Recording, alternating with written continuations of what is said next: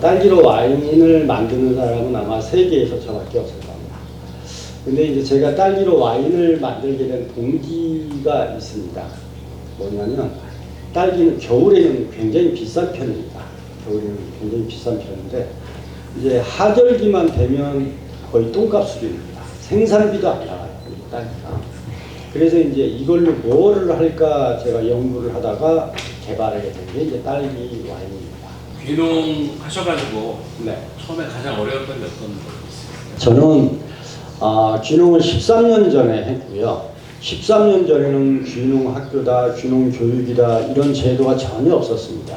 오로지 내가 스스로 찾아다니면서 이제 그 딸기 재배에 대한 기술을 습득하는 거였었는데 저는 귀농 준비를 10년 했습니다.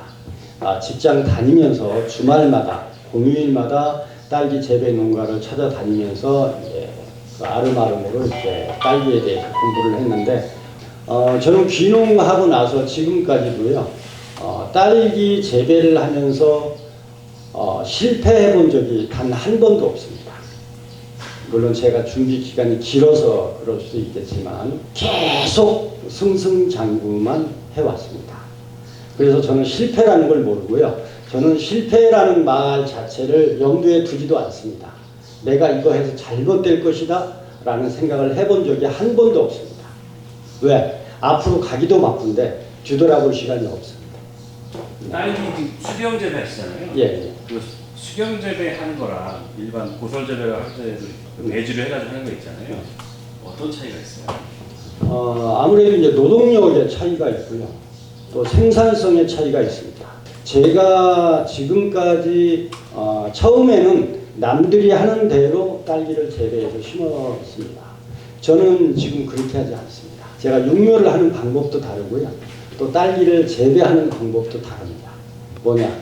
딸기는 자 12월부터 생산이 시작이 되거든요. 12월부터 생산돼가지고 3월달까지 승부를 봐야 됩니다. 그럼 초반에 딸기 생산량이 많아야 된다는 얘기예요. 초반에 생산량이 많아야 승부를 볼 수가 있어요. 그렇다면 남들처럼 딸기 재배 간격을 17cm 간격으로 심어서는 남보다 절대로 더 잘 될 수 없습니다. 그래서 제가 생각한 게 10cm 간격으로 심는 겁니다. 딸기를 10cm 간격으로 밀식 재배를 해서 초반에 승부를 봅니다. 그렇게 하니까 남들보다 거의 2배의 수확을 거둡니다. 딴 사람들은 딸기를 처음부터 끝까지 꾸준히 따겠다고 하면 17cm로 심는 게 맞습니다. 그리고 왜 대형화되는 유리온식적으로 하시는 거죠? 자, 제가 비닐하우스를 13년 동안 운영을 해오면서 느낀 게 있습니다. 비닐하우스에서 비닐을 2중, 3중 비닐은 1년에 한 번씩 교체를 합니다. 무조건 2중, 3중 비닐은 1년에 한 번씩 교체를 하고 1중 비닐은 보통 국산 필름을 쓰면 3년에 한 번씩 교체를 하고요.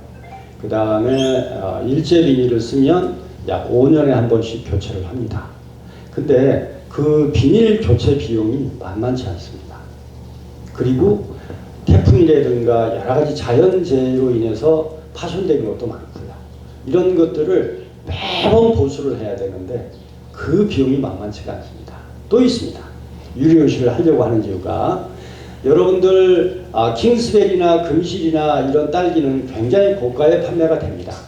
고가에 판매가 되는데 이것은 굉장히 재배하기가 어렵습니다. 뭐냐? 뭐 때문에? 흰가루병이라는 병 때문에 그렇습니다. 그 흰가루병을 잡을 수 있는 유일하게 그냥 꾸준히 연간 잡을 수 있는 게 유황입니다. 유황 훈증을 하면 흰가루병이 없습니다. 근데 유황 훈증을 하면 문제가 있습니다. 비닐이 다 삭습니다. 그래서 비닐이 아무리 좋은 비닐을 갖다 놔도 2년을 버티기가 어렵고요.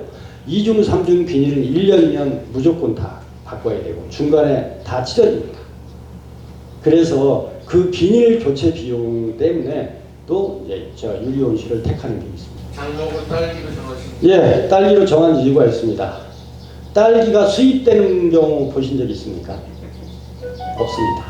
수출은 됩니다. 수입은 안 됩니다. 왜 수입이 안 될까요?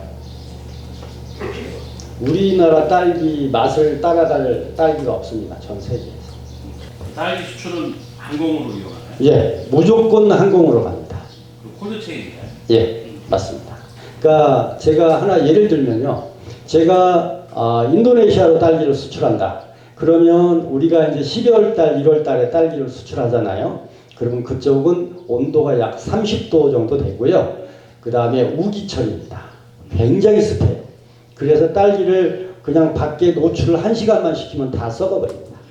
그렇기 때문에 이제 제가 처음부터 이렇게 해야 된다라고 해서 지금까지 이제 수출을 하고 있는데 인도네시아에는 롯데마트가 약 50개 정도 있습니다. 거기에 이제 공급을 하는데 지금까지 한 번도 문제 생긴 적은 없습니다. 또 반대가 있습니다. 뭐냐? 러시아. 러시아는 반대로 영하 30도입니다. 영하 30도면 잠깐만 내놔도 딸기가 다 얼어버립니다. 그래서 거기는 콜드체인이 아니라 난방을 해서 관리해야 되는 또 문제가 있습니다. 그래서 이제 각국마다 그렇게 이제 차이가 있어서 아랍 같은 경우도 굉장히 그 콜드체인 시스템이 잘 돼 있어야만 수출이 가능한 곳입니다. 소비자 판매 가격이 인도네시아도 우리나라보다 어느 정도 높아요? 엄청나게 비쌉니다. 몇 배 되나요? 한 2배, 3배 정도 됩니다. 미국 같은 경우에 저희가 수출하는 게 230g이 한 팩이거든요. 230g이면 딸기가 8개 정도 들어갑니다. 한 팩에. 그게 처음에는 10,000원에 판매가 됐는데요. 지금은 한 20,000원 정도에 판매가 됩니다. 굉장히 비쌉니다. 그러니까 국내 파는 것보다 수출하는 게 물류비 감안해도 네. 훨씬 이익이 네, 그렇습니다. 그래서 저는 또 우리나라가 한류 바람이 지금 불어 있잖아요.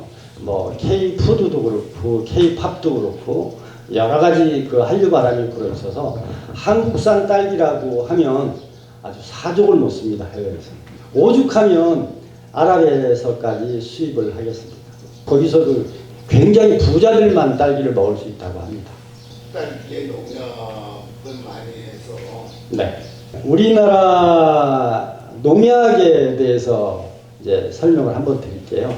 우리나라 농약은 저독성 농약입니다. 맹독성 농약은 아예 없습니다. 그리고 딸기를 수출할 때는 465가지인가를 검사를 합니다. 잔류농약 검사를 해서 이상이 없어야만 딸기 수출이 가능합니다. 그래서 뭐 우리나라 무농약, 유기농 이런 거 아무리 해도요. 검사에 딱 의뢰해서 걸리면 못 나갑니다. 근데 그렇게 걸리지 않게 하는 유일한 방법이 유황을 사용하는 겁니다. 유황은 친환경 그 약재입니다. 그렇기 때문에 아무리 사용을 해도 문제가 전혀 없습니다. 우리 먹는 것도 있죠. 유황을이라고. 유황을 먹이면 오리가 다 살까요? 다 살지 않습니다. 죽는 놈은 죽습니다. 못 견디는 놈. 살아남는 놈만 살아남는 겁니다. 그래서 저희는 주로 유황 훈중을 해서 딸기 재배를 하기 때문에 어느 나라로 수출을 해도 한 번도 문제가 된 적이 없습니다. 그럼 미국 갔을 때 유통기한은 어느 정도예요? 제가 말씀드릴게요. 유통기한. 자, 우리가 생산하는데 하루, 그 다음에 비행기 타고 인천공항 가는데 하루, 그 다음에 비행기로 미국을 가는데 하루, 미국에서 소운반하는데 하루, 마켓까지, 그 다음에 판매하는데 하루나 이틀 걸립니다. 그러면 6일을 버텨야 됩니다. 자, 우리나라에서 딸기를 따가지고 6일을 버틴다. 굉장히 어려운 얘기입니다. 그러나 버티게 하는 방법이 있습니다. 습기를 조정하면 됩니다. 습기를 조정해서 일주일을 버틸 수 있게 따입니다. 저희가. 그렇게 해서 수출을 하고 있습니다.